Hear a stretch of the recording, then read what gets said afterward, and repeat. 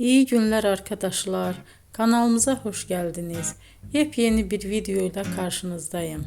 Elçin Sangu ve Barış Ardus'tan yepyeni karelerini sizler için düzenleyip video haline getirdim ve sizlere sunuyorum.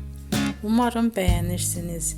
Elçin Sangu ve Barış Ardus Kiralık Aşk dizisinde birlikte rol almış ve herkes tarafından çok beğenilmiştiler. Biz de onların en güzel ve en özel karelerini sizler için hazırladık.